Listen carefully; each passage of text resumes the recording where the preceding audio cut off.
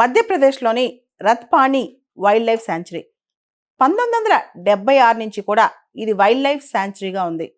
ఇప్పుడు tiger reserve కూడా. మధ్యప్రదేశ్లో ఇప్పుడు 8th టైగర్ రిజర్వ్, 8వ టైగర్ రిజర్వ్ రత్పాని. ఓవరాల్గా ఇండియాలో చూసుకుంటే కనుక 57th 57వ టైగర్ రిజర్వ్ అనమాట. భారతదేశంలో ఒక ప్రాంతాన్ని టైగర్ రిజర్వ్గా గుర్తించాలంటే ముందు దాన్ని రాష్ట్రం ఐడెంటిఫై చేస్తుంది. ఆ తర్వాత నేషనల్ టైగర్ కన్జర్వేషన్ అథారిటీ వాళ్ళు అప్రూవల్ ఇస్తారు. దాన్ని డిక్లేర్ చేసేది ministry of environment, forest and climate change. ఇప్పుడు ministry of environment, forest and climate change వాళ్ళు రత్పాని టైగర్ రిజర్వ్ని టైగర్ రిజర్వ్గా అఫీషియల్గా గుర్తించారనమాట. ఇప్పటికే మధ్యప్రదేశ్లో 7 టైగర్ రిజర్వ్స్ ఉన్నాయి. రత్పాని 8వది. 2022 టైగర్ సెన్సస్ ప్రకారం 56 టైగర్స్ రత్పానిలో ఉన్నాయి.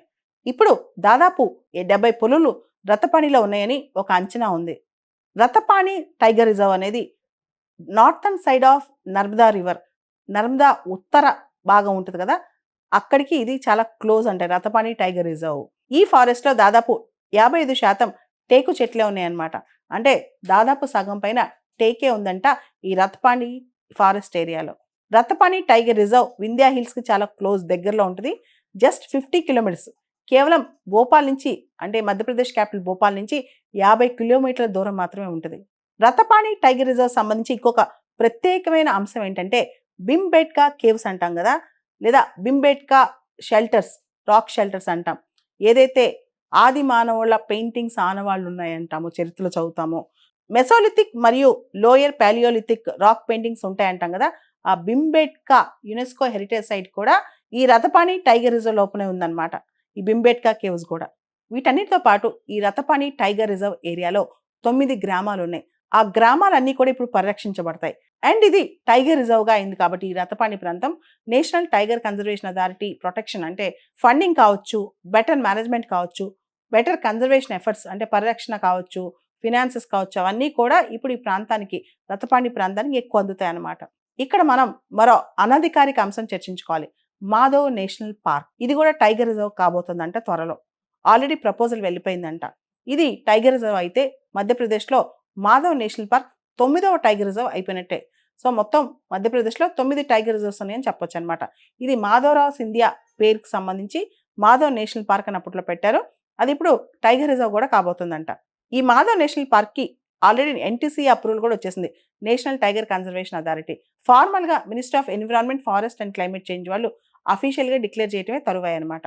ఈ మాధవ్ నేషనల్ పార్క్లో టైగర్ బ్రీడింగ్ ప్రోగ్రామ్ సక్సెస్ఫుల్గా చేశారంట. ఓవరాల్గా స్టేటస్ ఆఫ్ టైగర్స్ రిపోర్ట్ 2022 ప్రకారం అయితే మధ్యప్రదేశ్లోనే దాదాపు 780 పైన టైగర్స్ ఉన్నాయంట. నేషనల్ టైగర్ కన్జర్వేషన్ అథారిటీ అనేది ఒక స్టాట్యుటరీ బాడీ, చట్టబద్ధమైన సంస్థ. ఇది wild life protection act 1972 amendment 2006 అంటే 2006లో దీనికి చట్టబద్ధత వచ్చిందనమాట ఎన్టీసీఏకి. నేషనల్ టైగర్ కన్జర్వేషన్ అథారిటీకి చైర్మన్గా minister for environment, forest and climate change ఉంటే వైస్ చైర్మన్గా మినిస్టర్ ఆఫ్ స్టేట్ ఉంటారనమాట. Minister of state for environment, forest and climate change. ఈ నేషనల్ టైగర్ కన్జర్వేషన్ అథారిటీలో ఎంపీలు కూడా ఉంటారు. 3 ఎంపీలు కూడా ఉంటారనమాట. 2 లోక్సభ నుంచి, 1 రాజ్యసభ నుంచి. వీళ్ళందరితో పాటు నేషనల్ టైగర్ కన్జర్వేషన్ అథారిటీలో 8 మంది ఎక్స్పర్ట్స్ ఉంటారు. ఇక్కడ మనం గమనించాల్సింది ఏంటంటే secretary for ministry of forest, environment, climate change secretary కూడా దీనిలో సభ్యుడిగా ఉంటారు. అంతేకాకుండా inspector general for project tiger, ఎవరైతే ప్రాజెక్ట్ టైగర్ని ముందు తీసుకెళ్తా ఉంటారో ఆయన కూడా దీనిలో ఎక్స్ అఫీషియో మెంబర్గా ఉంటారు ఎన్టీసీకి సంబంధించి. 1973లో మనం ప్రాజెక్ట్ టైగర్ అనేది తీసుకొచ్చాం. ప్రాజెక్ట్ టైగర్ సంబంధించి, టైగర్ ప్రొటెక్షన్ సంబంధించి చాలా కొత్త కొత్త ఆలోచనలతో ముందుకెళ్తున్నాం. 50 సంవత్సరాలు పూర్తయింది ప్రాజెక్ట్ టైగర్కి గత సంవత్సరంలో. టైగర్ అనేది అంబ్రిల్లా స్పీషీస్ అన్నమాట. అండ్ ప్రాజెక్ట్ టైగర్ 50 సంవత్సరాలు పూర్తి చేసిన సందర్భంలో లాస్ట్ ఇయర్ మోడీ గారు international big cat alliance announce చేశారు. దానిలో 7 బిగ్ క్యాట్స్ని ప్రొటెక్ట్ చేసే దిశగా మనం ప్రపంచ దేశాలతో కలిసి ముందుకెళ్తున్నాం. టైగర్ అనేది అంబ్రిల్లా స్పీషీస్ కాబట్టి అంబ్రిల్లా స్పీషీస్ని మనం ప్రొటెక్ట్ చేస్తే చిన్న చిన్న అదే ఎకోసిస్టంలో ఉన్న చిన్న చిన్న స్పీషీస్ని కూడా ఆటోమేటిక్గా ప్రొటెక్ట్ చేసిన వాళ్ళ కిందకే వస్తాం అనమాట. అంటే టైగర్ అనే అంబ్రిల్లా స్పీషీస్ని మనం ప్రాపర్గా ప్రొటెక్ట్ చేయగలిగితే దానితో ఆధారపడి దాని చుట్టూ ఉన్న ఎకోసిస్టంలో ఉన్న రకరకాల స్పీషీస్ కూడా బతుకుతాయి అన్నమాట.